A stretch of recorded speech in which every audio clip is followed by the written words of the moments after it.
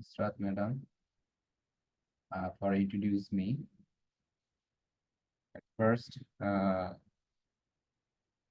আমি আমার পরিচয় দিয়ে শুরু করব।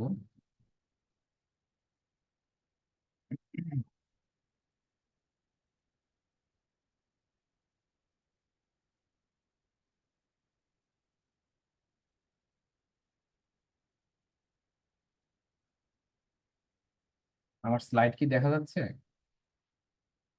হ্যাঁ, আপনার স্লাইড দেখা যাচ্ছে। ওকে।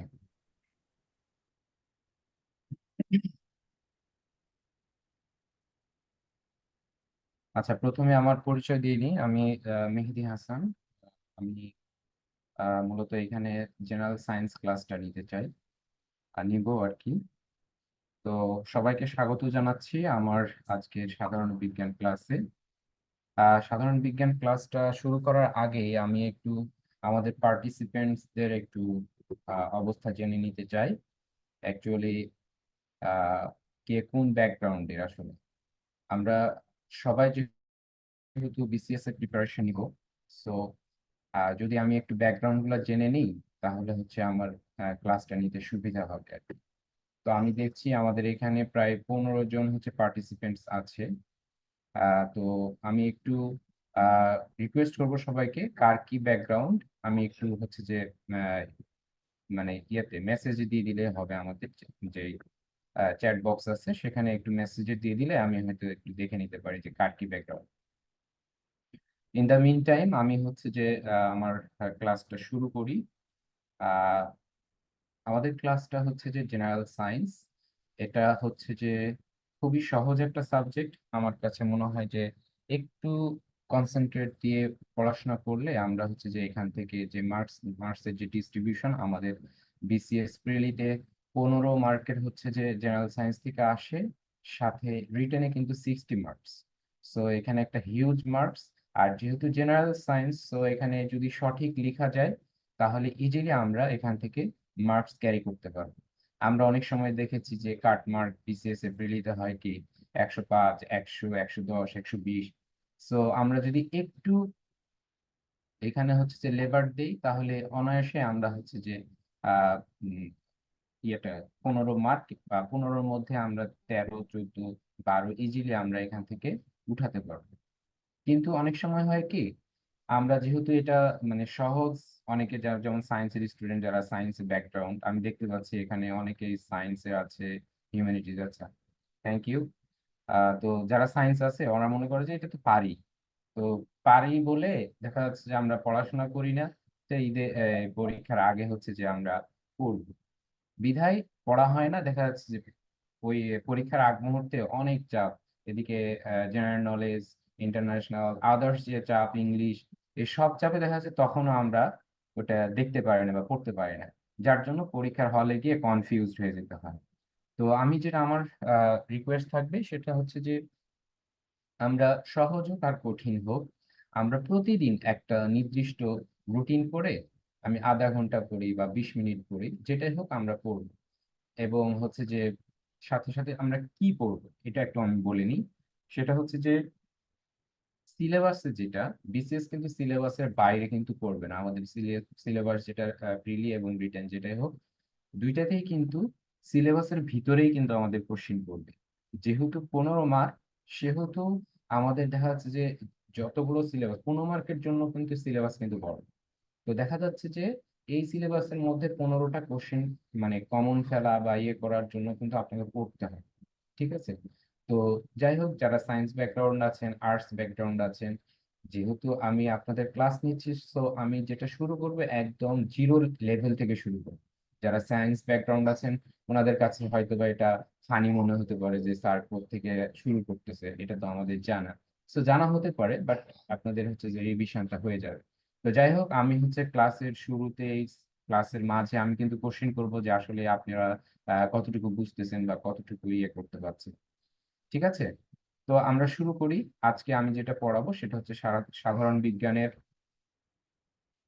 বিজ্ঞানের হচ্ছে যে আহ একদম ফিজিক্যাল, যে ফিজিক্যাল সায়েন্স অর্থাৎ ভৌত বিজ্ঞান যেটা সেই অংশের কিছু আমি চ্যাপ্টারের কিছু অংশ আমি আজকে আপনাদেরকে পড়াবো, এবং সেটা হচ্ছে যে আপনারা বুঝবেন, বোঝার চেষ্টা করবেন এবং অবশ্যই কনসেন্ট্রেশন দিয়ে আপনারা হচ্ছে যে ক্লাসটা করবেন। এটা আমার রিকোয়েস্ট। তো যাই হোক, আমরা প্রথম যে চ্যাপ্টারটা আমরা দেখব সেটা হচ্ছে যে পদার্থের অবস্থা এবং তাদের পরিবর্তন। তো যাই হোক, একদম ইনিশিয়াল কয়েকটা টার্ম আমরা একটু জেনে নিই। সেটা হচ্ছে যে প্রথমে ভর। ভর বলতে কি বোঝায়? একদম সহজ একটা জিনিস, যেটা হচ্ছে যে কোনো একটা বস্তু, তার যে উপাদান দিয়ে গঠিত সেটাই তার ভর। ভর আর ওজনের মধ্যে কিন্তু পার্থক্য আছে, আমরা অনেক সময় কিন্তু গুলিয়ে ফেলি। ভর এবং ওজনের মধ্যে পার্থক্য আছে। ভর হচ্ছে মাস, এম দ্বারা প্রকাশ করা হয়। বাট ওজন কিন্তু ওয়েট, ডব্লিউ। ডব্লিউ সমান সমান এম ইন্টু জি। ঠিক আছে? এই এমটা হচ্ছে যে এই ভর, মাস, এই ভর। আর জিটা হচ্ছে অভিকর্ষর ত্বরণ। দ্যাট মিনস কোনো একটা বস্তুর ওয়েট মানে হচ্ছে যে সেই বস্তুর যে ভর, সেই ভরটা পৃথিবী তার মানে কত বলে বা অভিকর্ষ বলে টানতেছে, সেই টানটা বা আকর্ষণ যেটা, সেটাই হচ্ছে তার ওজন। আমরা সবাই জানি পৃথিবীর কেন্দ্র কিন্তু সবাইকেই কিন্তু তার কেন্দ্রের দিকে টানতেছে। তো এই যে টানতেছে আমাদের যে ওয়েট, মানে ভরটা আছে আমাদের, যদি আমাদের বডি যে মাসটা বলি, সেই বডি মাসটা আমাদের কেন্দ্রের দিকে যেহেতু টানতেছে, সেটাই তখন হয়ে যাবে হচ্ছে যে ওজন। সেটা হয়ে যাবে ওজন। ঠিক আছে? তাহলে ওজন আর হচ্ছে ভরের মধ্যে, ভরটা হচ্ছে যে ওই বস্তুটা তার কি উপাদান দিয়ে গঠিত, সেটা হচ্ছে ভর। এখন আমরা যদি বলি, আমরা যে এই যে ভরকে কি দ্বারা প্রকাশ করা হয়, গ্রাম অথবা কেজি, কেজি দ্বারা প্রকাশ করি। দ্যাট মিনস আমরা যখন ওয়েট মাপি বা ইয়াতে ব্যালান্সে যখন মাপি, সেই ব্যালান্সে কিন্তু ওয়েট যদি হয়, তাহলে ওই বস্তুর মৌল উপাদান ইনটু অভিকর্ষ ত্বরণ এবং ফল, সেটা হবে ওয়েট। ঠিক আছে? অর্থাৎ সেটার ইউনিট কিন্তু নিউটন, কত বলে টানতেছে বস্তুটাকে। ঠিক আছে? সেটা হচ্ছে যে ওজন গেল। এরপরে আরেকটা টার্ম আছে, যেটা হচ্ছে যে আয়তন। ঠিক আছে? আমরা সবাই জানি যে গ্যাসীয় পদার্থ যেগুলা সিলিন্ডারের মধ্যে থাকে, একটা সিলিন্ডারের মধ্যে গ্যাসীয় পদার্থ যে থাকে, এই গ্যাসীয় পদার্থের আয়তন, এই সিলিন্ডারের আয়তন কত সেটা আমরা জানি। ঠিক আছে? যে কোনো বস্তুর, সলিড বস্তুরও কিন্তু আয়তন হতে পারে। আমরা অনেক সময় জানি যে যখন আমরা বাইক চালাই, বাইকের ক্ষেত্রে আমরা দেখি যে আহ বাইকের সময় হচ্ছে যে আমরা জানি বাইক চালাই যে কয় লিটার তেল লাগবে। ঠিক আছে? ঠিক আছে? এখন হচ্ছে যে যদি কঠিন বস্তু হয়, কঠিন বস্তুর ক্ষেত্রেও কিন্তু আয়তন আছে। কঠিন বস্তুর আয়তন কি? যদি এখানে আমাদের এরকম একটা সলিড বস্তু হয়, যদি সলিড বস্তু হয়, আমরা মানে মনে করি যে এটা একটা ইটের মতো, তাহলে ইটের যে উচ্চতা, দৈর্ঘ্য, প্রস্থ এবং উচ্চতা আছে, এই তিনটার গুণফল হলে ওই ইটের আয়তন। আর যদি গ্যাসীয় পদার্থ হয়, গ্যাসীয় পদার্থ, ওই গ্যাস একটা সিলিন্ডারে রাখলে ওই সিলিন্ডারটা কত লিটার সিলিন্ডার, সেখানে যতটুকু গ্যাস রাখতেছে সেটা হচ্ছে তার গ্যাসের আয়তন। ঠিক আছে? এটা হলো ঘন সেন্টিমিটার, ঘন মিটার আমরা যে বলি। ঠিক আছে? কিউব, যেটা কিউব দিয়ে আমরা যে প্রকাশ করি, সেটা হচ্ছে আয়তন, বস্তুর আয়তন। এটা কঠিন বস্তুরও হতে পারে, গ্যাসীয় বস্তুরও হতে পারে। ঠিক আছে? আর ঘনত্বটা কি? ঘনত্বটা হলো যে একক আয়তনের ভর। ঠিক আছে? একক আয়তনের ভর। হ্যাঁ, গ্রাম পার লিটার। এটার এককটা হলো গ্রাম পার লিটার। অর্থাৎ 1 লিটারের ভর কত, ঘনত্ব। 1 লিটারের ভর কত। আমরা অনেক সময় লিকুইড কোনো তেল বা আমরা যখন বলি যে কোনো যারা সায়েন্সের আছেন, দ্রাবক পদার্থ বা এই সেই, ওখানে দেওয়া থাকে যে এর এত গ্রাম সমান এত, আহ, এত- ঘনত্ব সমান 1.36 গ্রাম পার লিটার। দ্যাট মিনস হচ্ছে 1 লিটারের ভর হচ্ছে যে এত। ঠিক আছে? 1 লিটারের যে ভরটা, মানে এত গ্রাম ওর মধ্যে 1 লিটারের মধ্যে আছে, সেটা হচ্ছে যে ঘন। সো আমরা একদম এগুলা জেনারেল টার্ম। আমি কি বুঝাইতে পারছি? আপনারা কি বুঝতে পারছেন আমার তিনটা টার্ম যে আমি বললাম? একটু রেসপন্স করবেন যে এই চারটা টার্ম আমি বলছি, এটা কি আপনারা বুঝতে পারছেন কিনা? জি স্যার, বুঝতে পারছি স্যার। ওকে, তো নেক্সট আমিও বুঝতে আমি পারছি স্যার। চলে যাই। নেক্সট হলো,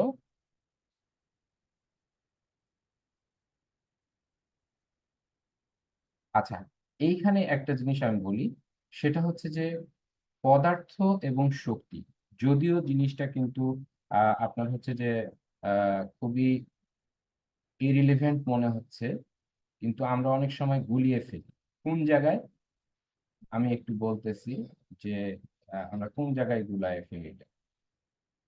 সেটা হচ্ছে যে পদার্থ হচ্ছে যে, আর শক্তি, শক্তি আর পদার্থ, এই দুইটা জিনিস কিন্তু একদমই ডিফারেন্ট। যেমন আমি যদি উদাহরণের দিকে যাই, পদার্থ হচ্ছে যে কোনো একটা সাবস্টেন্স হইতে পারে, ঠিক আছে, সেটা কেমিক্যাল বা কেমিক্যাল কেমিক্যালস, যেটা রাসায়নিক পদার্থ হইতে পারে, সেটা যাই হোক, সেটা হইতে পারে। কিন্তু তাপ, আলো, বিদ্যুৎ, চুম্বক, শব্দ, এগুলা কিন্তু শক্তি। তাহলে এখানে দুইটা মানে বড় ডিফারেন্স, বৈশিষ্ট্যের ডিফারেন্স, যেটা যেটা হলো যে পদার্থ, এই ভরের ক্ষেত্রে পদার্থের ভর কিন্তু থাকবে, কিন্তু শক্তির কোনো ভর থাকবে না।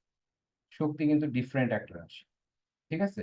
স্থান দখলের ক্ষেত্রে পদার্থ, আমি একটু আগে দেখলাম, তার আয়তন থাকবে, ঠিক আছে, ওজন আছে, হতে পারে, ঠিক আছে, সেটা কিন্তু স্থান দখল করতে পারে, কিন্তু শক্তি কিন্তু করে না।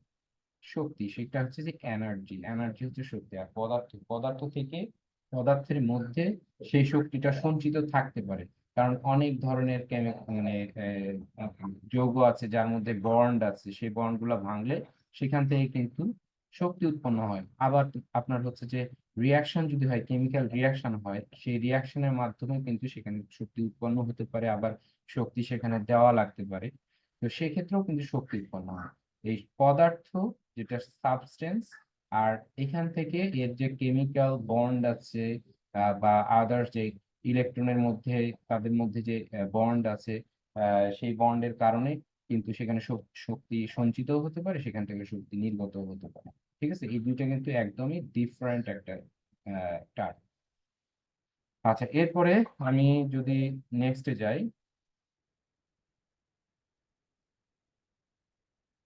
আমরা একটু নেক্সটে যাই, সেটা হচ্ছে যে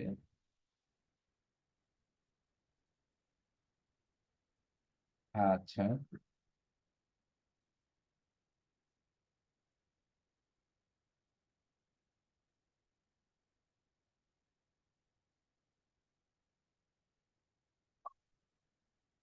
আচ্ছা, পদার্থের স্টেট, স্টেটস অফ ম্যাটার, পদার্থের অবস্থা। আমরা জানি পৃথিবীতে যত পদার্থ আছে, সেই পদার্থগুলো তিনটা অবস্থায় থাকতে পারে, ঠিক আছে। একটা হলো কঠিন, একটা তরল, একটা হচ্ছে গ্যাসীয়। এই তিনটা অবস্থায় থাকে, ঠিক আছে। আচ্ছা, এই তিনটা অবস্থা ছাড়াও আর একটা অবস্থা থাকতে পারে, সেটা হচ্ছে প্লাজমা স্টেটে।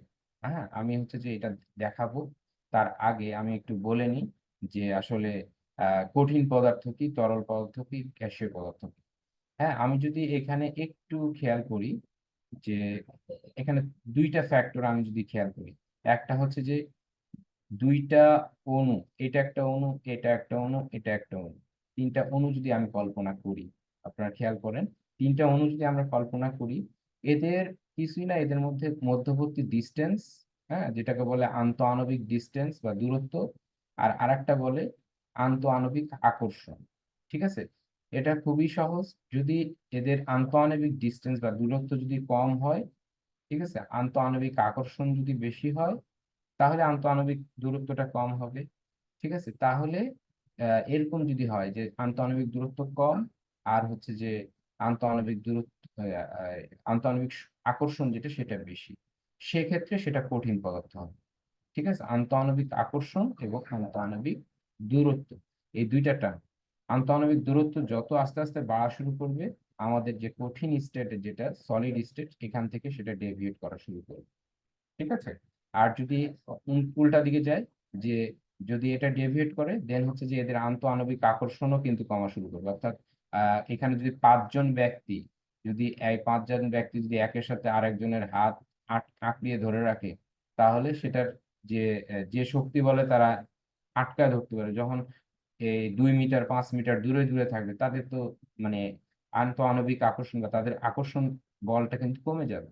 ঠিক একই কথা, আগে যেরকম 5 জন 10 জন মিলে যে কাজটা করতে পারতো বা যে শক্তি উৎপন্ন করতে পারতো, কিন্তু যখন তাদের দূরে সরে যাবে আস্তে আস্তে বন্ডিং, যেটা আমরা বলি আকর্ষণ, সেটাও কমে যাবে।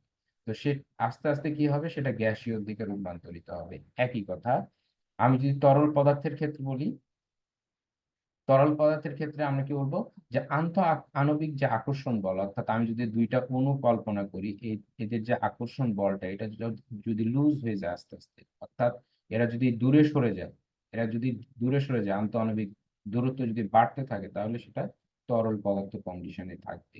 এবং যদি আরেকটু আরেকটা দেখি, যদি গ্যাসীয় স্টেট যদি হয়, সেক্ষেত্রে কি হবে, এদের মধ্যে আন্তঃআণবিক দূরত্ব অনেক দূরত্ব হবে। দেখা যাচ্ছে যে একটা হচ্ছে যে অণু এখানে আছে, একটা এখানে আছে, অর্থাৎ এদের মধ্যে হচ্ছে যে আন্তঃআণবিক দূরত্ব কিন্তু একদমই নাই বা অনেক বেশি। ঠিক আছে, এবং আন্তঃআণবিক আকর্ষণটা খুবই নগণ্য, খুবই কম। তখন কি হচ্ছে, যে অণুগুলো একদম মানে বায়বীয় অবস্থায় থাকতেছে। ঠিক আছে, এদের নির্দিষ্ট কোনো আয়তন বা নির্দিষ্ট আকার নেই। যে পাত্রে রাখা হবে, ওই পাত্রের আকার থাকবে বা আয়তনটা নিয়ে নিবে। ঠিক আছে, তখন আমরা বলতেছি যে ওই গ্যাসের আয়তন হচ্ছে যে ওই পাত্রের যে আয়তন, সে পাত্রের আয়তন সমান। তো এই ছিল 3টা স্টেট। আমি আরেকটু দেখাচ্ছি আমাদের দেখানোর সুবিধার্থে। আমি আরেকটা স্লাইড আমি অ্যাড করেছি, যে আমাদের ফিজিক্যাল যদি প্রেজেন্টেশন হয়, তাহলে আমাদের হচ্ছে যে সেটা বুঝতে সুবিধা হয়। হুম, ফিজিক্যাল যে এটা, সেটা দেখলে আমাদের সুবিধা হবে।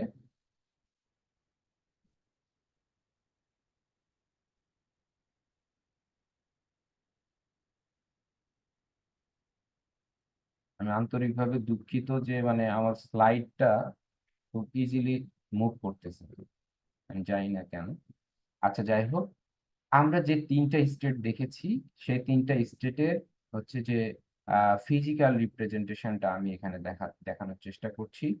যে আহ, এখানে দেখেন, এখানে দেখেন, এখানে আমি এখানে 6 6 12টা আমি অনুকল্পনা করেছি, এবং তারা খুব পাশাপাশি। দ্যাট মিনস এদের আন্তঃআণবিক দূরত্ব খুবই কম। অপরদিকে এদের আন্তঃআণবিক আকর্ষণ বলটা খুব বেশি। হ্যাঁ, একইভাবে যখন এটা যখন এই স্টেটে যাচ্ছে, দ্যাট মিনস আমি যদি এখানে একটু হিট দিলে কি হবে, এই অণুগুলা একটু মুভ করা শুরু করবে। দ্যাট মিনস এদের আন্তঃআণবিক আকর্ষণ বলটা কমা শুরু করছে। দেখেন এদের মধ্যে ডিস্টেন্স তৈরি হচ্ছে। ঠিক আছে, এই ডিস্টেন্স তৈরি হচ্ছে, দ্যাট মিনস তাদের আন্তঃআণবিক আকর্ষণ বলটা কমা শুরু করছে। হ্যাঁ, একইভাবে এই স্টেট থেকে যখন গ্যাসীয় স্টেটে যাচ্ছে, দেখেন এদের অণুগুলা অনেক দূরে দূরে অবস্থান করতেছে। হ্যাঁ, এখানে যে ডিস্টেন্সটা ছিল, এখানে আরো বেশি হয়ে গেছে। ঠিক আছে, তাহলে এটা গ্যাসীয় স্টেট। আর এই পাশে দেখেন, এই পাশে এটা হচ্ছে প্লাজমা স্টেট। এটাকে বলে প্লাজমা স্টেট। তাহলে প্লাজমা স্টেটটাকে একটু জেনে রাখেন, একটু লিখে রাখেন, আপনাদের সুবিধা হবে। প্লাজমা স্টেটটা হলো এমন একটা স্টেট যেখানে অ্যাটম, ইলেকট্রন, প্রোটন, এগুলো সব একাকার হয়ে থাকে। ঠিক আছে, প্রোটন নয়, সরি, ইলেকট্রন আর হচ্ছে যে আয়নটা, এগুলা একাকার অবস্থায় থাকবে। এগুলা কিন্তু আয়নিত অবস্থায় নেই। এই যে গ্যাসীয় যেটা, এটা কিন্তু আয়নিত, এখনো আয়নিত হয় নাই। কিন্তু আয়নিত কখন হবে, ইলেকট্রনটা যখন শেল থেকে বেরিয়ে যাবে, তখন সেটা আয়নিত হবে। তো সেক্ষেত্রে এখানে আয়ন গুলা, ইলেকট্রন আয়ন সব একাকার হয়ে থাকে। দ্যাট মিনস এখানে কিন্তু টেম্পারেচার অনেক বেশি। ঠিক আছে, প্লাজমা স্টেটে। তো প্লাজমা স্টেটে টেম্পারেচার প্রায় আমাদের যে সূর্যের যে টেম্পারেচার, প্রায় ওরকম টেম্পারেচার এখানে ক্রিয়েট করে। কিছু কিছু সাইন্টিফিক ইকুইপমেন্ট আছে, সেখানে প্লাজমা স্টেটে এরকম টেম্পারেচার উঠানো হয়। দেখেন এখানে হিউজ একটা মানে ফ্লেমের একটা মানে কি বলবো এটাকে, ব্রাস্ট হলে যেরকম ফ্লেমের সাইনটা হয়, সেরকম সাইন এখানে কিন্তু দিয়েছে। ঠিক আছে, অন দা আদার হ্যান্ড, এখানে গ্যাসীয় স্টেট দেখেন, মেঘমালা আমরা যে গ্যাসীয় ফর্মে দেখি, সেটা কিন্তু গ্যাসীয় ফর্ম। আর আমরা যখন ওয়াটার দেখি, এরকম তরল তরল আকারে আমরা দেখতে পাচ্ছি। ঠিক আছে, আর এটা সলিড আকারে আমরা দেখতে পাচ্ছি। তাহলে আমরা মোদ্দা কথা যদি বলি, তাহলে হচ্ছে যে সলিড অবস্থা এখানে দুইটা ফ্যাক্টর আমি বলবো, আন্তঃআণবিক আকর্ষণ বল এখানে বেশি, আন্তঃআণবিক আকর্ষণ মানে দূরত্বটা কম। ঠিক আছে, এইটা ব্যস্তানুপাতিক আর কি। এখানে আন্তঃআণবিক আকর্ষণ বলটা কিছুটা কম, দূরত্ব আস্তে আস্তে বাড়তেছে, এখানে দূরত্ব অনেক বেশি, আন্তঃআণবিক আকর্ষণ খুবই কম। ঠিক আছে। আচ্ছা, এইখানে দেখেন কয়েকটা প্রসেস। সলিডকে যদি মেল্ট করা হয়, সলিডটা যদি মেল্ট হয় তাহলে হয়ে যাবে লিকুইড। আবার লিকুইডটাকে যদি ভ্যাপারাইজ করা হয় তাহলে হবে গ্যাস। গ্যাসকে যদি আয়নাইজেশন করা হয় তাহলে প্লাজমাইজড। উল্টা দিকে যদি ডিআয়নাইজেশন করা হয়, দ্যাট মিনস আয়ন গুলা ইলেকট্রন গুলা গ্রহণ করে তখন আবার সে একটা মলিকুলার গ্যাসিয়াস স্টেটে চলে যায়। গ্যাসিয়াস স্টেটকে যদি আমরা কনডেন্স করি, আমি পরবর্তী স্লাইডে দেখাবো, তখন সেটা লিকুইড হয়ে যাবে। এটা কিন্তু একদম সর্বজন স্বীকৃত একটা হচ্ছে যে ফর্মুলা, যে সলিডকে যদি আপনি হিট দেন, হ্যাঁ, তাহলে সেটা লিকুইড হবে, লিকুইড থেকে গ্যাস হবে, আরো হিট দিলে, আরো হিট যদি হিট দেন তাহলে প্লাজমা স্টেট তৈরি করতে পারে। এবং এখানে যদি আপনাদের পরীক্ষায় আসে যে কোন স্টেটের টেম্পারেচার সবচেয়ে বেশি, সেটা কিন্তু হবে এই প্লাজমা স্টেট। ঠিক আছে। তো ভিতর থেকেও কোশ্চেন হতে পারে, কারণ হচ্ছে যেহেতু 15টা কোশ্চেন আমি দেখলাম যে ওই রিসেন্ট যে বিসিএস গুলা গেল, এখানে কিন্তু একটু ভিতর থেকেই কোশ্চেন গুলো হচ্ছে, সো আপনাদের এই জিনিসগুলো জেনে রাখা ভালো। ঠিক আছে। আচ্ছা, তাহলে আমি আমার মনে হয় আপনাদেরকে বুঝাইতে পারছি যে প্লাজমা মানে পদার্থের স্টেট হচ্ছে চারটা, মূলত তিনটা। আর একটা স্টেট আমরা দেখতে পাচ্ছি, সেটা হচ্ছে যে প্লাজমা স্টেট। তো এরপরে আমি যেটা দেখাবো, আমাদের খুবই পরিচিত একটা যৌগ, যেটা হলো যে পানি। পানি আমাদের খুবই মানে নোন একটা জিনিস, এবং খুবই দৈনন্দিন জীবনে আমাদের খুব কাজে লাগে। হ্যাঁ, আপনি যদি খেয়াল করেন, আপনারা অবশ্যই ছোটবেলায় আইসক্রিম খেয়েছেন, তাই না? আইসক্রিম ওয়ালারা যখন এই বক্স নিয়ে যখন আসে, তখন আমরা আইসক্রিম খেতে গেছি।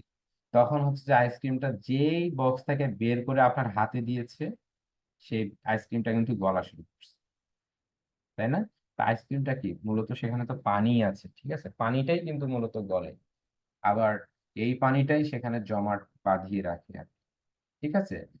আমরা যদি একটু খেয়াল করি, একটু আগেই আমরা বলেছি যে আহ, যে কোনো পদার্থ তিনটা অবস্থায় থাকে।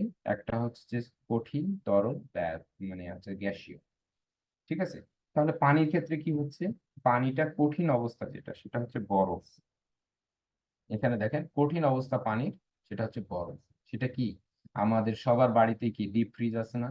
আমরা কি সেটা মাইনাসে দিয়ে রাখি না? মাইনাসে দিয়ে রাখি, যাতে সেখানে বরফ জমে থাকে, আমাদের ঠান্ডাটা ভালো হয়। সেটা কিন্তু পানির হচ্ছে কঠিন অবস্থা, আর কিছুই না। আমরা মাইনাস মাইনাস বলি, মাইনাসে দিলে সেটা, যেই 0 ডিগ্রি সেলসিয়াস, হ্যাঁ, 0 ডিগ্রি সেলসিয়াসের যদি সে ছোঁয়া পায়, তাহলেই কিন্তু বরফ কিন্তু গলা শুরু করবে, বরফ গলতে শুরু করবে।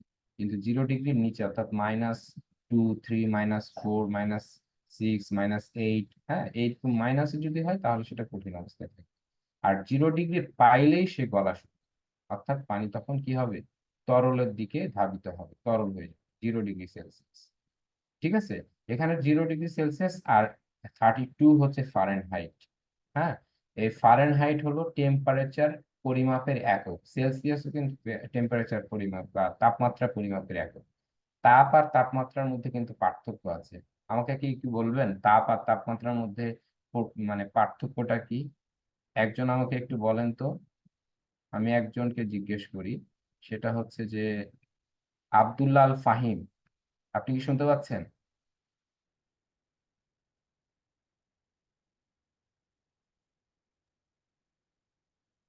আব্দুল্লাহ আল ফাহিম।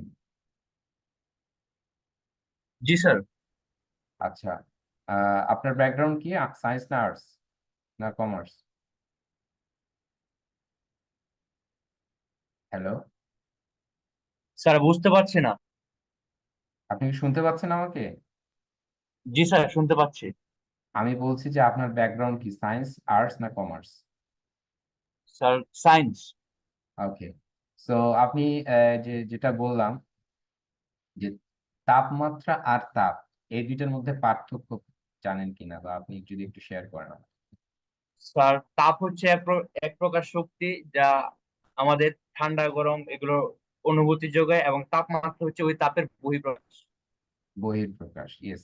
অর্থাৎ তাপের রেজাল্টটা হচ্ছে তাপমাত্রা, রাইট? জি স্যার। আচ্ছা, তাহলে আমরা তাপমাত্রা যখন মাপবো সেটা দুইটা ইউনিটে আমরা মাপতে পারি।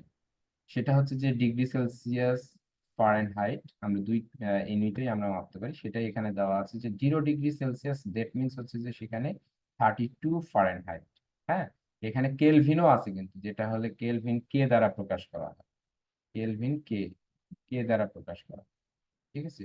Zero zero degree Celsius 0 degree Celsius equal to 273 Kelvin, ঠিক আছে? 273 কেলভিন, মানে একটার ইউনিটের সাথে আর একটা ইউনিটের রিলেশন আছে। যেমন আমরা কি জানি যে 1 কেজি সমান কি, 1 কেজি সমান হচ্ছে যে আমরা লিখতে পারি 1000 গ্রাম, 1000 গ্রাম লিখতে পারি। সো হচ্ছে যে এটা এই ইউনিট চেঞ্জ করতে গেলে আপনাকে এইভাবে ফ্যাক্টর দিয়ে গুণ করে নিতে হবে, রাইট? আচ্ছা, এখানে সেটাই বলা হচ্ছে যে 0 ডিগ্রি হলেই তখন হচ্ছে বরফটা কি গলা শুরু করবে, ঠিক আছে? আচ্ছা, তরল 0 ডিগ্রি যখনই হচ্ছে সেটা তরল হয়ে যাচ্ছে, এবং এই ডিগ্রি সেলসিয়াস অর্থাৎ 32 থেকে 212 ফারেনহাইট সেলসিয়াস, ফারেনহাইটে কি হচ্ছে যে এর মধ্যে তরল থাকে, 100 ডিগ্রি সেলসিয়াস পর্যন্ত এটা তরল থাকবে এই টেম্পারেচার। যেমন আমরা স্বাভাবিকভাবে যেটা দেখি সেটা হচ্ছে যে আমাদের যে আহ, পরিবেশের যে টেম্পারেচার সেটা হচ্ছে যে 100 নিচেই তো থাকে, 100 ডিগ্রি সেলসিয়াস হলে তো অবস্থা খারাপ হয়ে যায়। তো সেখানে হচ্ছে যে কি হচ্ছে, এটা 0 থেকে 100 নিচে এ পর্যন্ত তরল থাকবে। আর বাষ্প কখন হবে? বাষ্প যখন পানির টেম্পারেচার যখন 100 সেলসিয়াসের উপরে হবে তখন সেটা বাষ্পে রূপান্তরিত হবে, ঠিক আছে? এটাকে বাষ্পীভবন বলে। আর তরল যখন হচ্ছে সেটা তরলীকরণ, আর কঠিন যখন হচ্ছে সেটাকে কঠিনীভবন বলে। হ্যাঁ, এগুলা খুব সহজ জিনিস। আচ্ছা, এরপরে আহ আপনার হচ্ছে যে এই যে আমাদের 0 ডিগ্রি সেলসিয়াসে হচ্ছে যে একটা নির্দিষ্ট টেম্পারেচার পর্যন্ত সেটা তরল থাকতেছে, আবার একটা নির্দিষ্ট টেম্পারেচার সেটা আবার বাষ্পে রূপান্তর হচ্ছে। এই যে টেম্পারেচার গুলো দিচ্ছি, এটা আরেকটা ফ্যাক্টর আছে, সেটা হচ্ছে যে বায়ুমণ্ডলীয় চাপ, অর্থাৎ চাপের উপর কিন্তু ডিপেন্ড করে, ঠিক আছে? উচ্চ চাপ আর হচ্ছে নিম্ন চাপ আপনার হচ্ছে যে এটা কিন্তু ডিপেন্ড করে। আমি এটা পরবর্তীতে আসতেছি আপনাদেরকে বুঝাবো যে উচ্চ চাপে কি হয় আর হচ্ছে যে নিম্ন চাপে কি হয়। হ্যাঁ, আমরা যদি আগের স্লাইডটার দিকে একটু খেয়াল করি, আগের স্লাইড আমি একটু বলে আসি যে আগের স্লাইডে যে যে উচ্চ চাপে কি হয়েছিল।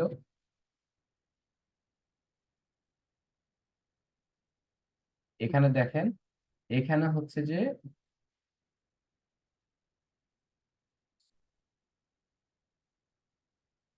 উচ্চ চাপে দ্যাট মিন্স আমি যদি এটাকে একটা সিলিন্ডার মনে করি, সিলিন্ডার মনে করি যদি, তাহলে আমরা বাহির থেকে যদি আমরা এখানে প্রেসার ক্রিয়েট করি, বা ভিতরের দিকে যদি আমরা সিলিন্ডার যেটা থাকে সেটা যদি প্রেসার ক্রিয়েট করি কি হবে, এই মলিকুল গুলা বা অণুগুলা কি হবে, আরো কাছাকাছি চলে যাবে না? আরো কাছাকাছি চলে যাবে, অর্থাৎ সেটা কিন্তু আরো কঠিন অবস্থায় চলে যাচ্ছে। হ্যাঁ, এদিকে যদি আমরা প্রেসার ক্রিয়েট করি তাহলে কি এটা আরো কাছাকাছি চলে যাচ্ছে। অর্থাৎ আমরা অনেক সময় বাসায় যে প্রেসার কুকার যে ইয়া করি, প্রেসার কুকার যখন আমরা ইউজ করি সেখানে কি হয়, আমরা প্রেসার মানে ঢাকনা দিয়ে একদম ঢেকে দিই যাতে ভিতরে যে বাষ্প সেটা যেন বের না হয়। বাষ্প তো চাইবে গ্যাসীয় হয়ে উড়ে যাইতে, কিন্তু আমরা জোরপূর্বক তাদেরকে চাপ দিয়ে রাখতেছি। সো সেই বাষ্পগুলো আগে আবার ঘনীভূত হয়ে যাচ্ছে। দ্যাট মিন সেটা কিন্তু ভালো মতো কিন্তু ফুটতে পারতেছে না, বা সেটা বয়েল হতে পারতেছে না। হ্যাঁ, বয়েল হতে পারতেছে না, এই মেল্টিং এর সময় সেটা মেল্ট হতে পারতেছে না। সো চাপ প্রয়োগ করলে অণুগুলো অনেক কাছাকাছি চলে আসতেছে, ঠিক আছে? সেই ক্ষেত্রে এর বয়েল বয়েলিং পয়েন্ট এটা কিন্তু বাড়তে থাকে, বেড়ে যায় আর কি। সেটাই আমি এখানে বোঝানোর চেষ্টা করতেছি যে এটা বেড়ে যাবে আর কি, ঠিক আছে? আচ্ছা, আমরা এর পরবর্তীতে আমি ওটা দেখানোর চেষ্টা করব যে কি হয় আসলে।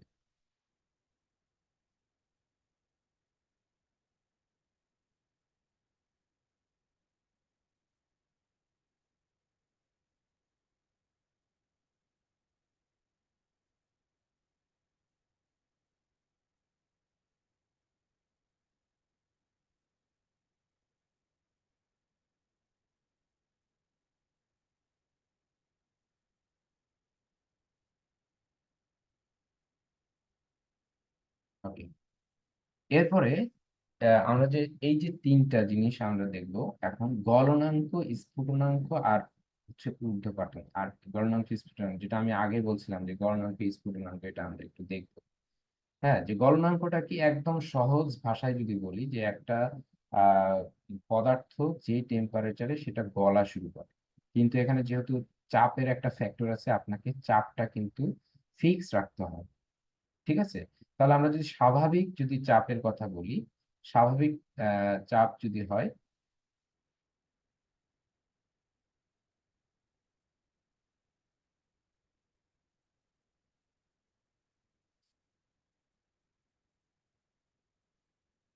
স্বাভাবিক চাপের মানে যদি হয়,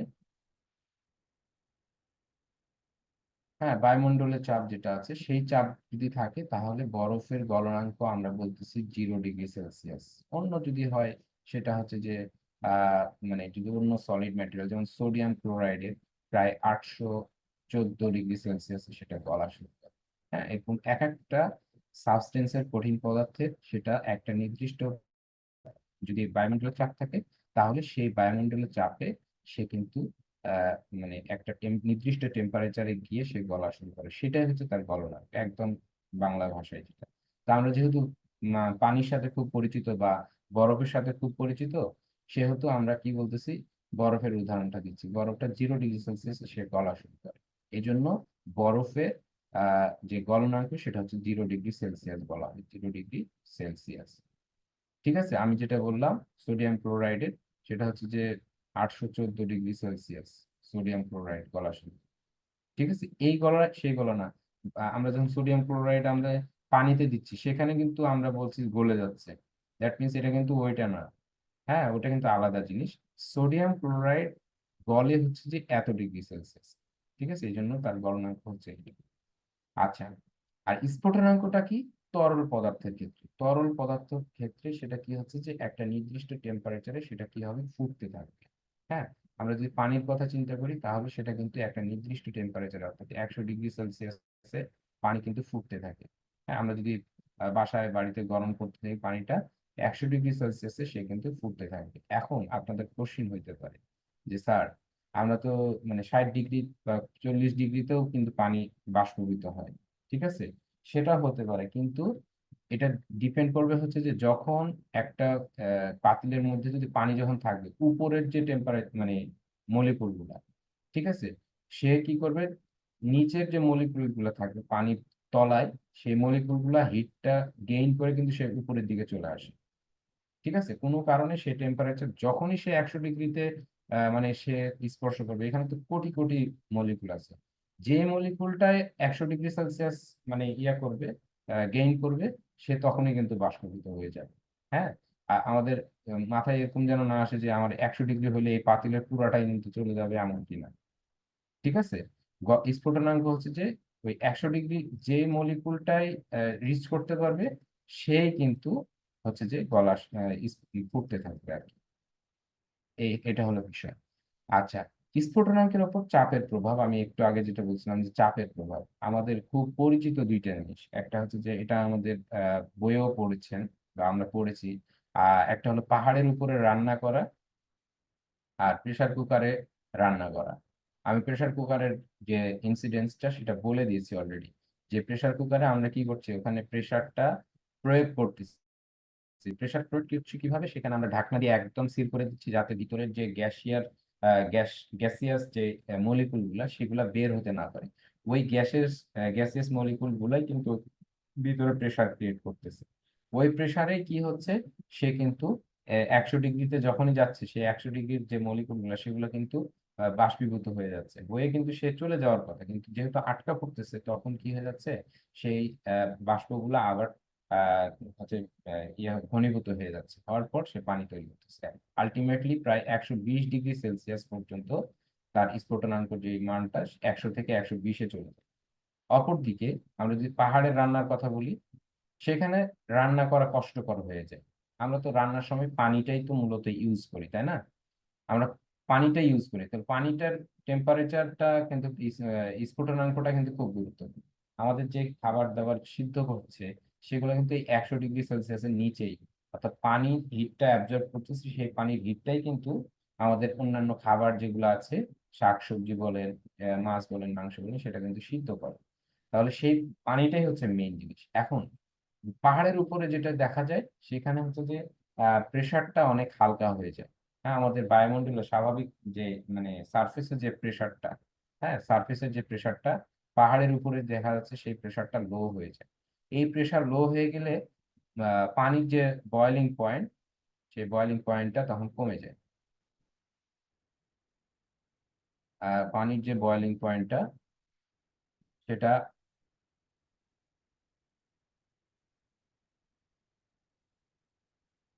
বয়েলিং পয়েন্টটা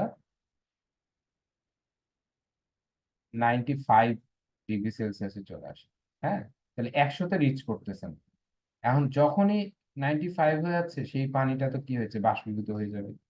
হ্যাঁ, এটা কিন্তু ডিপেন্ড করতেছে এই প্রেশারের উপর। আমাদের বায়ুমণ্ডলীয় প্রেশার ওইখানে কম থাকার কারণে আমাদের হচ্ছে যে টেম্পারেচারটা কমে যায়। এটা একটা আমরা আপনারা নোট করে নিতে পারেন যে পাহাড়ের উপরে রান্না করতে সমস্যা হয়। কারণ কি? কারণ হলো সেখানে যে বায়ুমণ্ডলের চাপ, সেই বায়ুমণ্ডলের চাপটা কমে যায়, হ্রাস পায়।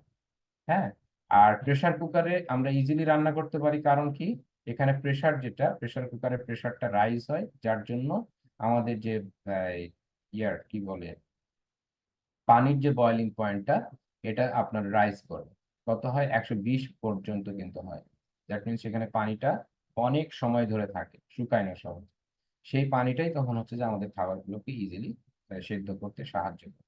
অপরদিকে পাহাড়ের উপরে কি হয়ে যাচ্ছে, আমাদের যে প্রেসারটা ডাউন হওয়ার কারণে সেখানে কি হয়ে যাচ্ছে, বয়েলিং পয়েন্টটা কমে যাচ্ছে। সো এটাই হলো ম্যাটার, আর কিছুই না। তো এটা হচ্ছে যে মনে রাখবেন, এগুলা কিন্তু পরীক্ষায় আসার সম্ভাবনা আছে। হ্যাঁ, যে আমাদের প্রেসারের সাথে বয়েলিং পয়েন্ট এটার সাথে সম্পর্ক। আর একটা জিনিস আমি একটু বলতে চাই এখানে, সেটা হচ্ছে যে boiling point are melting point, এটা কিন্তু যখন সায়েন্সের একদম আর্লি এইজ যখন আসছে, যখন শুরু, তখন যখন বিজ্ঞানীরা সায়েন্সের মধ্যে ঢুকতেছে, বিভিন্ন ডিপ নলেজ গেইন করার চেষ্টা করতেছে, রিসার্চ হচ্ছে, তখন কিন্তু এই দুইটা জিনিস একদম বেসিক ক্যারেক্টারিস্টিক্স একটা হচ্ছে যে তরল পদার্থের ক্ষেত্রে আর একটা কঠিন পদার্থের ক্ষেত্রে কি ক্যারেক্টারিস্টিক্স, সেটা হচ্ছে যে কোনো একটা কঠিন বস্তু সেটা যদি পিওর হয়, পিওরিটি, যে বিশুদ্ধতার মানদণ্ড যে কথাটা বলা আছে, পিওরিটি, সেটা যদি পিওর হয় তার মেল্টিং পয়েন্টটা একদম ফিক্সড হবে। ঠিক আছে, ফিক্সড হবে। যদি বেনজয়িক অ্যাসিড সেটা 121 ডিগ্রি সেলসিয়াসে সেটা মানে গলা শুরু করে, বেনজয়িক অ্যাসিডটা সলিড, তো এটা পিওর যদি হয় এই 121 ডিগ্রি সেলসিয়াসে সেটা গলা শুরু করে। এখন যখন আর্লি এজে যখন সায়েন্টিস্টরা যখন রিসার্চ করতেছিল, তখন তারা এই যে পিওরিটিটা, সে একটা কম্পাউন্ড যদি সিনথেসিস করে, হ্যাঁ আমরা যদি প্যারাসিটামল খাই, সেই প্যারাসিটামলটা সেটা কি পিওর, পিওর প্যারাসিটামল, সেটা আমরা যদি দেখতে চাই, তাহলে আমরা এটাকে নিয়ে গলনাঙ্ক দেখতে হয়। গলনাঙ্ক দেখলে তার আহ, যে বয়লিং পয়েন্ট, এটা কিন্তু ফিক্সড। যদি ওই বয়লিং পয়েন্ট আসে, তাহলে আমরা বুঝবো যে না, এটাই হচ্ছে যে প্যারাসিটামল এবং সেটা পিওর। ইভেন এমনও হয়েছে যে আমরা বেনজয়িক অ্যাসিড, এই এই যে এমন ক্যারেক্টারিস্টিক, সেটা হচ্ছে যে অন্য কোনো কম্পাউন্ড 121-এ কিন্তু সে মেল্ট করে না। দ্যাট মিনস এটা একটা স্পেসিফিক। তো আর্লি এই যে এখন তো অনেক ইকুইপমেন্ট হয়েছে সায়েন্সের, সেহেতু আমরা অন্যান্য ক্যারেক্টার এই যে কি বলে ক্যারেক্টারাইজেশন করে আমরা সেটা ফিক্সড করতে পারি। কিন্তু আর্লি এজে কিছুই ছিল না, তখন কিন্তু আমাদের মূল হাতিয়ারই ছিল হচ্ছে যে এই গলনাঙ্ক আর স্ফুটনাঙ্ক। আপনার পানি, সেটা যে পিওর পানি, হ্যাঁ, আপনি যে অ্যালকোহলটা ইউজ করতেছেন আতর, সেই অ্যালকোহলে কোন অ্যালকোহলটা দিয়েছে, সেটা কিন্তু তার এই বয়লিং পয়েন্ট দেখেই কিন্তু মাপা যাবে। ঠিক আছে, আপনার হচ্ছে যে আপনার পানিটা যদি পিওর হয়, সে অবশ্যই যখন 100 ডিগ্রি সেলসিয়াস হবে আপনার থার্মোমিটারের টেম্পারেচার, তখন দেখবেন যে সে ফোটা শুরু করছে। অর্থাৎ আমার যে তরল পদার্থ এবং কঠিন পদার্থ, এটার বিশুদ্ধতার যে মানদণ্ড, সেটা কিন্তু গলনাঙ্ক হচ্ছে কঠিন পদার্থের মানদণ্ড। এটা কিন্তু পরীক্ষায় আসছিল, বিসিএস এর একটা পরীক্ষায়। আর স্ফুটনাঙ্ক হচ্ছে বয়লিং পয়েন্ট, যেটা সেটা হচ্ছে তরল পদার্থের বিশুদ্ধতার মানদণ্ড। ইভেন আপনাকে যদি আরেকটু মজার ইয়ে আছে, সেটা হচ্ছে যে আপনি মনে করেন যে অ্যালকোহল আর হচ্ছে যে ওয়াটার, ঠিক আছে, এই দুইটা মিক্সড আছে। হ্যাঁ, অ্যালকোহল যেটা, এই অ্যালকোহলটা হচ্ছে 78 ডিগ্রি সেলসিয়াসে সে হচ্ছে যে ফুটতে থাকবে। আর ওয়াটারটা যেটা, সেটা 100 ডিগ্রি সেলসিয়াসে ফুটতে থাকবে। এখন মনে করেন যে এই মিক্সচারটাতে আপনি হিট দেওয়া শুরু করলেন। হ্যাঁ, মনে করেন পাতিলের মধ্যে বা এখানে গোলাকার কোনো একটা বস্তু, তার মধ্যে অ্যালকোহল আর ওয়াটার আছে, আপনি এখানে হিট দিচ্ছেন। হিট দিলে কি হবে, মনে করেন যে এখানে আর একটা নল দিয়ে আপনি খোলা রাখলেন। ওই হিট দিলে কি হবে, যখনই 78 ডিগ্রি সেলসিয়াস আসবে, তখনই কিন্তু এখান থেকে অ্যালকোহল তুলে এই নল দিয়ে চলে আসবে। তখন কিন্তু ওয়াটার কিন্তু ওখানে থাকবে। যতক্ষণ পর্যন্ত এই ওয়াটার অ্যালকোহল এখানে 78 ডিগ্রি সেলসিয়াস এখানে যখনই চলে আসবে, এই অ্যালকোহল গুলো কিন্তু চলে আসবে। দ্যাট মিনস আমি যদি স্ফুটনাঙ্ক জানি কোনো একটা মানে সলভেন্টের স্ফুটনাঙ্ক এত, ওই এই স্ফুটনাঙ্ক দিয়ে আমি কিন্তু সেই সলভেন্টটাকে পিওরও করতে পারি। আগে ছিল কি, অ্যালকোহল আর ওয়াটার এটা ইমপিওর অবস্থায় আছে, তাহলে আমি যদি এই দুটাকে আগে এ পাচ্ছি, দেন আমি পাবো হচ্ছে 100 ডিগ্রি সেলসিয়াস যখন আর চলে আসবে, তখন হচ্ছে ওয়াটার। ঠিক আছে, এইভাবে আমরা স্ফুটনাঙ্কের উপর ডিপেন্ড করে আমরা কিন্তু এই তরল পদার্থ যেগুলো আছে সেগুলোকে কিন্তু আমরা পিওর বিশুদ্ধ করতে পারি। এই জন্য বিশুদ্ধতার মানদণ্ড তরল পদার্থের ক্ষেত্রে স্ফুটনাঙ্ক, আর কঠিন পদার্থের ক্ষেত্রে গলনাঙ্ক। ঠিক আছে। আচ্ছা, আমার মনে হয় আপনারা ক্লিয়ার। যদি কেউ না বুঝতে পারেন আমাকে একটু নক দিবেন বা জানাবেন যে আপনারা ক্লিয়ার হয়েছেন কিনা এই টার্ম কয়েকটা। আমি কিন্তু অনেকগুলা টার্ম নিয়ে কথা বলছি এবং খুবই গুরুত্বপূর্ণ টার্ম নিয়ে কথা বলছি, যে স্ফুটনাঙ্ক, গলনাঙ্ক। স্ফুটনাঙ্ক, গলনাঙ্ক এটা কিন্তু এক একটা নির্দিষ্ট কেমিক্যালের জন্য এটা ফিক্সড হয়। তরল পদার্থের ক্ষেত্রে স্ফুটনাঙ্ক ফিক্সড, আর যদি কঠিন পদার্থ হয় সেক্ষেত্রে গলনাঙ্কটা ফিক্সড হয়। আমি একটু চ্যাট বক্সে দেখতে চাই যে আপনারা রেসপন্স করতেছেন কিনা, যে আসলে বুঝতে পারতেছেন কিনা, বুঝতে পারছেন কিনা। হ্যাঁ, একটু রেসপন্স করবেন আপনারা। এরপরে আমি আর একটা টপিকে চলে যাচ্ছি, সেটা হচ্ছে যে ঊর্ধ্বপাতন। কাইন্ডলি আপনারা রেসপন্স করুন। ঊর্ধ্বপাতনটা কি? ঊর্ধ্বপাতনটা আমরা একটু আগে যেটা দেখলাম, যে কোনো একটা সলিড যদি সাবস্টেন্স থাকে, সলিডটাকে যদি আমরা হিট দেই, এখানে যদি সলিডটাকে হিট দেই, পেয়ে যায় লিকুইড। আর লিকুইডটাকে হিট দিলে পেয়ে যাব গ্যাসিয়াস। হ্যাঁ, এটা কিন্তু ন্যাচারাল নিয়ম, যে কোনো একটা সলিড, যে কোনো সলিড যদি হয়, আমরা যদি সেখানে হিট দিই, আমরা অনেক সময় বলতে পারি যে লোহাটাকে কি হিট দিয়ে লিকুইড করা সম্ভব বা গ্যাসিয়াস ফর্মে নিয়ে যাওয়া সম্ভব? হ্যাঁ, হয়। আপনি যদি সাফিসিয়েন্ট হিট দিতে পারেন, যেমন আপনার 2300-2400 ডিগ্রি সেলসিয়াসে আপনার লোহাও কিন্তু গ্যাসিয়াস ফর্মে চলে যায়। সো এটার অরিড হওয়ার কিছু নাই। পৃথিবীতে যা কিছু আছে সবই হিট দিলে লিকুইড হবে, ওই লিকুইডটাকে আবার হিট দিলে গ্যাসিয়াস ফর্মে যাবে। ঠিক আছে। আচ্ছা, তাহলে ঊর্ধ্বপাতনটা কি? ঊর্ধ্বপাতনটা হলো যে আমরা এখানে হচ্ছে যে সলিড থেকে আমাদের লিকুইড ফর্মে যাবে না, সলিড থেকে ডিরেক্টলি আপনার হচ্ছে যে ডাইরেক্ট লাইন আর কি, সলিড থেকে গ্যাসিয়াস ফর্মে যাবে। ঠিক আছে, কোনো একটা পদার্থকে আপনি এখানেও হিট দিতে হবে, হিট দিবেন, সেই সাবস্টেন্সটা আপনার সলিড থেকে সরাসরি গ্যাসিয়াস স্টেটে চলে যাবে। ঠিক আছে, এগুলা মানে আমি আপনারা দেখবেন যে পরীক্ষার এই এই এই এই এই ঊর্ধ্বপাতন, সাবলিমেশন, হ্যাঁ, এই সাবলিমেশনটা কিন্তু খুবই আসে পরীক্ষায়, যে এর উদাহরণগুলো নিচে কোনটি ঊর্ধ্বপাতন হয়। ঊর্ধ্বপাতন দ্যাট মিনস হচ্ছে সলিড থেকে ডিরেক্টলি গ্যাসিয়াস। ঠিক আছে, সলিড থেকে সরাসরি কি হয়, গ্যাসিয়াস ফর্মে চলে যায়। তাহলে এই যে উদাহরণগুলো পরীক্ষায় অনেক আসে এই পরীক্ষায়। ঠিক আছে, dry ice, iodine, naphthalene, camphor, benzoic acid, para dichlorobenzene, ammonium chloride. Ammonium ক্লোরাইডের আর একটা নাম আছে, সেটা হচ্ছে নিশাদল। আর একটা এখানে আসে, সেটা হচ্ছে কর্পূর। আপনারা একটু লিখে নেন, এখানে কিন্তু উদাহরণ দেওয়া নাই। কর্পূরটাও কিন্তু এই ঊর্ধ্বপাতন হয়। ঠিক আছে, অর্থাৎ এখানে হিট দিলে একটা নির্দিষ্ট টেম্পারেচারে সেই সলিড থেকে গ্যাসিয়াস স্টেটে চলে যায়। এটা কিন্তু মনে রাখতে হবে। তো এখানে একটা টেকনিক, মনে রাখার টেকনিক হচ্ছে যে দিতে পারে, সেটা হচ্ছে যে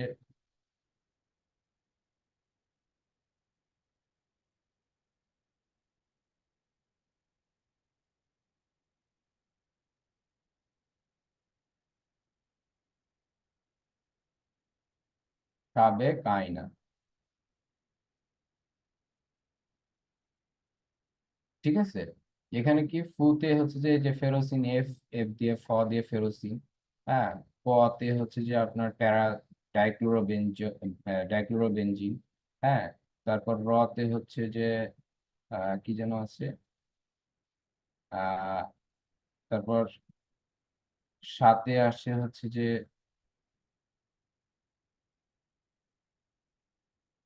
শুষ্ক বরফ। হ্যাঁ, ব দিয়া, এটা জাস্ট খালি একটা টেকনিক আর কি, হচ্ছে যে আপনি ইয়া করতে পারেন। ব দিয়া বেনজোইক অ্যাসিড আছে। হ্যাঁ, তারপর পতে কর্পূর আছে। হ্যাঁ, এইভাবে আপনারা লিখে নিতে পারেন যে পতে ফেরোসিন। হ্যাঁ, পতে হচ্ছে প্যারা ডাইক্লোরোবেনজিন। হ্যাঁ, তারপর হচ্ছে যে র দিয়ে নাই। র দিয়ে নাই। তারপর স দিয়ে কি আছে, শুষ্ক বরফ। ব দিয়া, হ্যাঁ ব দিয়া, ব দিয়া বেনজোইক অ্যাসিড। তারপর হচ্ছে যে ক দিয়ে কর্পূর। আতে আয়োডিন। হ্যাঁ, তারপর হচ্ছে যে দন্তন নতে নিশাদল। নিশাদল দ্যাট মিনস হচ্ছে এটা। তারপর এই আতে দিয়ে আপনি আর্সেনিক ট্রাই অক্সাইড বা অ্যানথ্রাসিন, এগুলো সবই কিন্তু আপনি এই ছোট্ট একটা টেকনিক দিয়ে কিন্তু আপনি এটা মনে রাখতে পারেন। এবং এই উদাহরণগুলো কিন্তু খুবই আসে খুবই সাবেক আইনে। আমরা যখন ইন্টারমিডিয়েটে ছিলাম তখন হচ্ছে এইভাবে ছড়ার মাধ্যমে আমরা পড়তাম। আচ্ছা, ওকে, এবার আমি একটু চ্যাট বক্সে দেখতে চাই। কই, আপনারা তো কোনো কমেন্টস করেন নাই। আপনাদের তো রেসপন্স করতে হবে ভাই।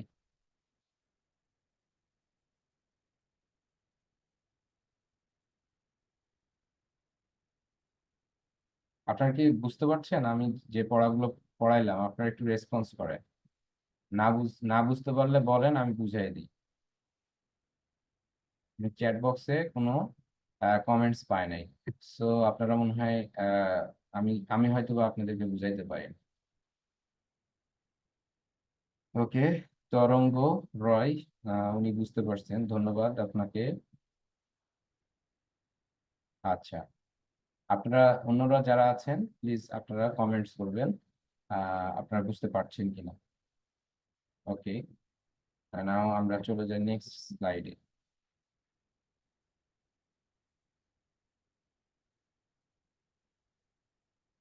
আপনারা কমেন্টস করতে থাকেন, আমি দেখব।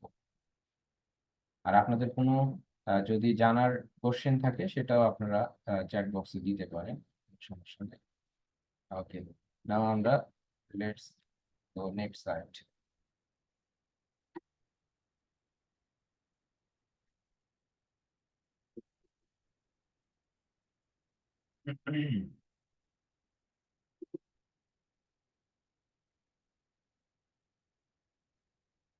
আচ্ছা, এরপরে আমরা যেটা দেখবো সেটা হচ্ছে যে পদার্থ শ্রেণী বিভাগ। তারপরে আমরা কিছু কোশ্চেন আছে, আমরা সেই কোশ্চেনে চলে যাব। পদার্থের শ্রেণী বিভাগ, প্রথমে দেখেন মিশ্রণ। আমি এই টার্মগুলো কিন্তু নেক্সটে কিন্তু অনেক আসতে পারে। হ্যাঁ, তো আমি চাচ্ছি যে এই ছোট ছোট জিনিসগুলা শিখে গেলে আপনাদের পরবর্তীতে সেই জিনিসটা সুবিধা হবে। মিশ্রণটা কি আমি একটু যদি বলি, আপনারা বাসা বাড়িতে তো অবশ্যই আহ পানি এবং বালি দিয়ে মিশ্রণ করছেন। পানি সাথে হচ্ছে যে বালি। কেউ পানি আর চিনি শরবত বানাইছেন। হ্যাঁ, তারপর হচ্ছে যে কেউ সোডিয়াম ক্লোরাইড স্যালাইন বানাইছেন, এর মধ্যে পানি দিয়েছেন। ঠিক আছে, এই যে জিনিসগুলা, এটা কিন্তু আপনার মিশ্রণ। এটা মিশ্রণ। সো এখানে কোনো রাসায়নিক পরিবর্তন কিন্তু হয় না, এদের মধ্যে কোনো রাসায়নিক বিক্রিয়া হয় না। হ্যাঁ, বালি আর পানি যদি রাখেন, সে বালি আর পানি মানে থাকবে। ওই পানি কিন্তু বালির সাথে রিয়াকশন করবে না। ঠিক আছে, লবণ এবং পানির দ্রবণ যেটা, সেটা একটা মিশ্রণ। সো আপনি যদি পানিটাকে কোনোভাবে উড়াই দিতে পারেন তাহলে কিন্তু আপনি লবণ পাবেন। সেই লবণ কিন্তু ওর কিন্তু মানে ফিজিক্যাল চেঞ্জ বলেন আর কেমিক্যাল চেঞ্জ কিন্তু হয় না। ঠিক আছে, সেটা গেল মিক্সচার বা মিশ্রণ। এক দুইটা বস্তু বা দুইটা পদার্থ একটা নির্দিষ্ট রেশিওতে তারা কি হবে, একের সাথে মানে একে অন্যের সাথে মিশ্রিত হবে। তাদের কিন্তু ফিজিক্যাল বা কেমিক্যাল কোনো ফিজিক্যাল চেঞ্জ হতে পারে, বাট কেমিক্যালি কোনো চেঞ্জ হবে না। যেমন সোডিয়াম ক্লোরাইড, সে দানা দানা ছিল, সোডিয়াম ক্লোরাইড এরকম দানা দানা ছিল, কিন্তু যখন আপনি পানিতে দিলেন সে কিন্তু দ্রবীভূত হয়েছে। হ্যাঁ, দ্রবীভূত হয়েছে। অনেক সময় পানি সেখানে সাসপেন্ড অবস্থায় আছে, এরকম হইতে পারে, কিন্তু সেটা মিশ্রণ। এটা কিন্তু সোডিয়াম ক্লোরাইড কিন্তু হারায় যায় না, সোডিয়াম ক্লোরাইড অবস্থায় থাকে। তো এখানে কেমিক্যাল কোনো চেঞ্জ কিন্তু হয় না। হ্যাঁ, আচ্ছা, তাদের বলছে কি এদের নিজস্ব পরিচয় বজায় রাখে। ঠিক আছে, এদের গুণাগুণ একত্রিত হয়ে নতুন পদার্থ তৈরি করে না। আর আমরা জানি যে কোনো কেমিক্যাল রিয়াকশন হলে সেখানে নতুন পদার্থ কিন্তু তৈরি হয়। সো এটা হলো মিক্সচার। এরপরে আসেন পিওর সাবস্টেন্স। পিওর সাবস্টেন্স হচ্ছে যে এটা দুই ধরনের হতে পারে। একটা হচ্ছে মৌল বা মৌলিক পদার্থ, যেটা আমরা এলিমেন্ট হিসাবে জানি। যারা সায়েন্সের স্টুডেন্ট তারা সবাই হচ্ছে যে ক্লাস 9, 10 বা 11, 12-এ পর্যায় সারণী দেখেছেন। সেখানে কিন্তু 118টা মৌল আছে। হ্যাঁ, সেটা কিন্তু মৌলিক পদার্থ। ঠিক আছে, মৌলিক পদার্থ কি? মৌলিক পদার্থটাকে যদি আমরা বিশ্লেষণ করি তাহলে এক ধরনের পরমাণু আমরা পাবো, ইউনিটে ভাঙা যায় আর কি। হ্যাঁ, তারপর হচ্ছে যে যার একটা নির্দিষ্ট প্রোটন সংখ্যা থাকে। এই হলো বিষয়। আচ্ছা, আমাদের এখানে যেটা খুব গুরুত্বের সাথে যেটা জানতে হবে, আমাদের এই পর্যন্ত বর্তমানে 118টি মৌল, আরো অন্যান্য মৌল নিয়ে কাজ চলতেছে, বাট ইউপ্যাক স্বীকৃত যেটা সেটা কিন্তু 118টা মৌল ইউপ্যাক স্বীকৃত 118।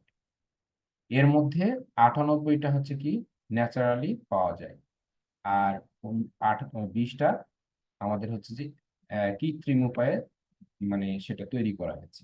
যারা সায়েন্সের ব্যাকগ্রাউন্ড যারা, তারা বলতে পারবে বা জানে যে কৃত্রিম ভাবে কিভাবে, মানে নিউক্লিয়াসটাকে হিট, মানে ওইটাকে নিউক্লিয়াসে আঘাত করে ওই নিউক্লিয়াসটাকে ভেঙে সেখানে নিউক্লিয়ার ফিউশন আর অথবা ফিশন যেটাই হোক, সেটা দিয়ে আমরা কিন্তু নতুন নতুন নিউক্লিয়াস বানাতে পারি। ঠিক আছে, তাহলে এটা গেল মৌলিক পদার্থ। মৌলিক পদার্থ হচ্ছে যে ওই একটা নির্দিষ্ট পদার্থ হচ্ছে মানে পরমাণু ছাড়া অন্য কোনো পরমাণু এখানে থাকে না। আচ্ছা, যৌগিক পদার্থ কি? যৌগিক পদার্থ, আমাদের যৌগিক পদার্থের সংখ্যা কিন্তু অসংখ্য। যেমন আমরা পানি যদি বলি, এটা হচ্ছে যৌগিক পদার্থ। NaCl, সোডিয়াম ক্লোরাইড, এটা হচ্ছে যৌগিক পদার্থ। সো যৌগিক পদার্থ হচ্ছে যে দুই বা ততোধিক মৌল। ঠিক আছে, দুই বা ততোধিক মৌল যদি সেখানে পরস্পর মিলিত হয়, মিলিত হয়ে মানে নতুন যৌগ গঠন করতে পারে, যৌগ গঠন। যেমন সোডিয়াম H2O। হ্যাঁ, H2O, এই H2O দ্যাট মিনস কিন্তু H2O, এটার মধ্যে কিন্তু বন্ডিং আছে এরকম হাইড্রোজেনের সাথে হাইড্রোজেন বন্ড। অর্থাৎ এখানে কিন্তু কেমিক্যাল চেঞ্জ হয়ে আসছে, অর্থাৎ হাইড্রোজেন আর অক্সিজেন মিলে, এই হাইড্রোজেন প্লাস অক্সিজেন মিলে কিন্তু এই ওয়াটারটা তৈরি হয়। অর্থাৎ এটাও কিন্তু যৌগ, এটাও কিন্তু যৌগ। হ্যাঁ, এদের অ্যাটম গুলা তাদের মধ্যে কেমিক্যাল চেঞ্জ হওয়ার ফলে কিন্তু পানিটা তৈরি হচ্ছে। মিশ্রণ কিন্তু এরকম না। মিশ্রণটা কি? আমাদের দুইটা কম্পোনেন্ট এখানে মিশ্রিত অবস্থায় থাকে। হ্যাঁ, A+B, এ একটা আলাদা একটা জিনিস, এটা একটা আলাদা জিনিস, এবং এটা যদি একসাথে করা হয় তো ওইভাবেই থাকবে, এটার সাথে মিক্সড হয়ে এরকম AB কম্পাউন্ড তৈরি করতে হবে। কিন্তু যৌগিক পদার্থের ক্ষেত্রে কি হচ্ছে, এখানে দুই বা ততোধিক কি হচ্ছে মিলিত হয়ে এরকম যৌগ গঠন করতেছে। এখানে দুই রকম হতে পারে, একই মৌল মানে একই মৌলের পরমাণুগুলো যুক্ত হয়ে যৌগ যৌগ গঠন করতে পারে, অথবা দুইটা আলাদা মৌলের পরমাণু মিলিত হয়ে কিন্তু যৌগ গঠন করতে পারে। যেমন H2, এটা কিন্তু একটা যৌগ। হ্যাঁ, এটা হচ্ছে একটা যৌগ। এই দুইটা মিলে আবার আরেকটা যৌগ গঠন করছে, এটা কিন্তু যৌগ পদার্থ। আমি কি বুঝাইতে পারছি? তাহলে মৌলিক পদার্থ বা মৌল হচ্ছে যে ওটা মানে একটা একটাই শুধু পরমাণু। যেমন এখানে হাইড্রোজেন, অক্সিজেন, কার্বন, এটা গেলো তাদের হচ্ছে যে মৌলিক পদার্থ। এটাকে আর ভাঙলে আর অন্য কোনো পরমাণু পাওয়া যাবে না, ওই একটাই পরমাণু। আর এটাকে ভাঙলে আমরা ইলেকট্রন, প্রোটন, নিউট্রনে চলে যাবো। ঠিক আছে, অপরদিকে যৌগিক পদার্থ কোনটা? যৌগিক পদার্থ হচ্ছে এক বা একাধিক যৌগিক পদার্থ। আমরা যদি ম্যাগনেসিয়াম অক্সাইড বলি, ম্যাগনেসিয়াম অক্সাইড, তাহলে ম্যাগনেসিয়াম একটা অ্যাটম, এটা একটা অ্যাটম, এই দুইটা মিলে কিন্তু ম্যাগনেসিয়াম অক্সাইড, এটা কিন্তু যৌগিক পদার্থ।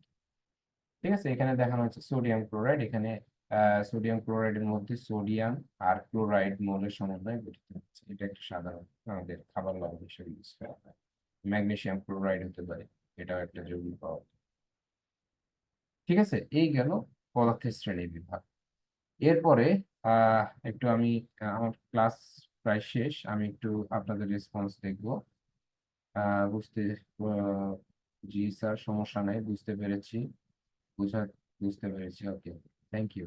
মনে হয় আপনারা তিনজনকেই মনে হয় বুঝাইতে পারছি, 3-4 জনকেই মনে হয় বুঝাইতে পারছি, কারণ ওরা মনে হয় বুঝতে পারেনি। তো ঠিক আছে, এরপরে আমি চলে যাব যে নেক্সট স্লাইড। আমাদের হচ্ছে যে কয়েকটা কোশ্চেন আছে, সেই কোশ্চেন গুলো বিগত সালেও এসেছে, প্লাস হচ্ছে যে আহ, আমরা সেইগুলো দেখে আমরা আমাদের আজকের ক্লাসটা শেষ করবো আর কি। তো যারা আমাদের এখানে লেকচার শিট বা এগুলা করে হেল্প করছে, তারা অসংখ্য ভালো লেকচার শিট তৈরি করেছে আমার দেখা যতটুকু। হ্যাঁ, তো আমরা একটু চলে যাব নেক্সটে আমাদের কোশ্চেন গুলো দেখি।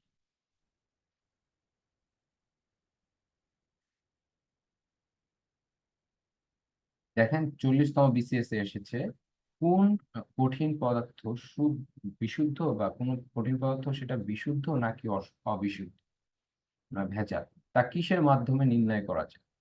দেখেন 40তম বিসিএস এ আসছে। আমাকে একটু রেসপন্স করে বলেন, আপনাদের আনমিউট করে দিচ্ছি। সেটা হচ্ছে যে আনমিউট করে বলেন একটু গলনাঙ্ক, আপনার রেসপন্স। মেল্টিং, গলনাঙ্ক। গলনাঙ্ক, জি। কারণ কি, কারণ হচ্ছে এটা কিন্তু কঠিন পদার্থ, এটা কিন্তু কঠিন পদার্থ। এখানে আমরা যদি দেখি, এটা হচ্ছে কঠিন পদার্থ। যদি এটা আপনার হচ্ছে যে হয়তো তরল পদার্থ হইতো, তাহলে কিন্তু স্ফুটনাঙ্ক হইতো। ঠিক আছে, অন্যরা কি বুঝতে পারছেন? Ji sir. Okay, thank you. আচ্ছা, এরপরে আরেকজন আমাকে রেসপন্স করবেন, সেটা হচ্ছে যে পরবর্তী কোশ্চেন, সেটা হচ্ছে কোন কঠিন পদার্থ উৎপত্ত বলে কঠিন পদার্থ উত্তপ্ত করলে সরাসরি বাষ্পে রূপান্তরিত, এটা কোন প্রক্রিয়ায়, সেটা একটু বলবেন আমাকে। কোন প্রক্রিয়া, আমি কিন্তু এটা বলেছি অলরেডি। কঠিন থেকে সরাসরি, কঠিন থেকে উৎপাদন। সলিড থেকে সরাসরি গ্যাসিয়াসে যাচ্ছে, সেটা হচ্ছে ঊর্ধ্বপাতন। এবং আমি কিন্তু একটা শর্টকাট টেকনিকও বলে দিছি ঊর্ধ্বপাতনের উদাহরণগুলো মনে রাখার জন্য। ঠিক আছে, আচ্ছা, এরপরে আমরা নেক্সট কোশ্চেনে চলে যাই। নেক্সট কোশ্চেন,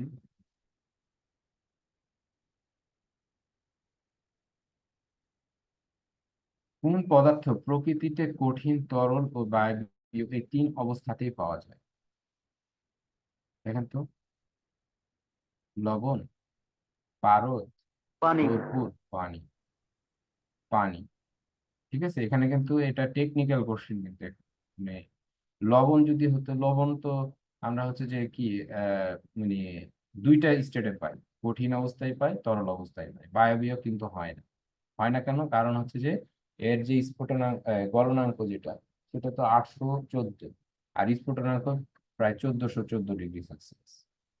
সো ওটা তো সম্ভব না। পারদ যেটা, পারদ কিন্তু সাধারণ টেম্পারেচারে কিন্তু সে তরল অবস্থায় থাকে। ঠিক আছে, সাধারণ টেম্পারেচার। পানি একমাত্র, এই পারদও কিন্তু মানে তরল অবস্থায় থাকে, কিন্তু এর চাইতে মানে ভালো উত্তর হলো পানি। পানি আমাদের খুব ইজিলি সেটা কিন্তু হয়ে যায়, তরল, গ্যাসীয় এবং 100°C জ্বলে বসবে, তিনটে আমরা দেখি। আর কর্পূর, কর্পূরটা কি ছিল, কঠিন থেকে সরাসরি গ্যাসিয়াস হয়, দ্যাট মিনস এটা কিন্তু ঊর্ধ্বপাতনে হয়। বুঝতে পারছেন, এটা কিন্তু ঊর্ধ্বপাতন। আচ্ছা, লবণ কি ধরনের পদার্থ, এটা 16তম আপনার হচ্ছে যে জুডিশিয়ারি পরীক্ষায় আসছে। এটা কি মৌলিক পদার্থ, গ্যাসীয় পদার্থ, মিশ্র পদার্থ, যৌগিক পদার্থ, কোনটা হবে? যৌগিক। যৌগিক পদার্থ হবে। Thank you. Ji, thank you. আপনারা আপনাদের কমেন্টস করছেন কিনা আমি একটু দেখি। যাই হোক, আমাদের কয়েকজন শুধু কমেন্টস করছে, আর অন্যরা কমেন্টস করে নাই। আমি জানি না কতটুকু বুঝাইতে পারছি, হয়তো বা বুঝতে পারছেন কিনা আমি জানি না। তাহলে আহ ভালো লাগলে অবশ্যই কমেন্টস করতেন, আশা করবো হয়তো করবেন। এ ছিল আজকে আমার পক্ষ থেকে ক্লাস। ধন্যবাদ সবাইকে। স্যার আপনাকেও অসংখ্য ধন্যবাদ সুন্দর একটি সেশন আমাদেরকে উপহার দেওয়ার জন্য। মেহেদী স্যারকে অসংখ্য ধন্যবাদ একটা সুন্দর ক্লাস উপহার দেওয়ার জন্য, আর যারা পার্টিসিপেন্ট তাদেরকেও অসংখ্য ধন্যবাদ এতক্ষণ আর কি ক্লাসে মনোযোগ সহকারে ক্লাসটা আর কি হচ্ছে করার জন্য। তো যারা পার্টিসিপেন্ট আছেন মানে আমাদের ডেভেলপার গ্রুপ, তারা লিভ নিয়ে নিতে পারেন। ধন্যবাদ ম্যাম। আসসালামু আলাইকুম। ওয়ালাইকুম আসসালাম। আসসালামু আলাইকুম। আসসালামু আলাইকুম ম্যাম। আসসালামু আলাইকুম স্যার। ওয়ালাইকুম আসসালাম।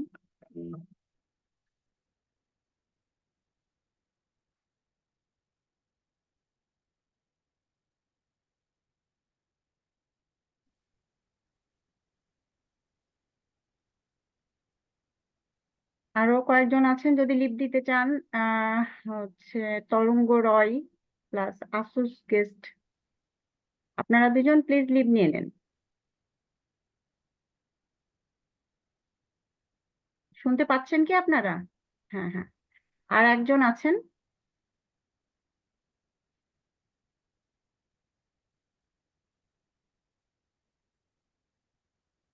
আর একজন আছেন প্লিজ আপনি আহ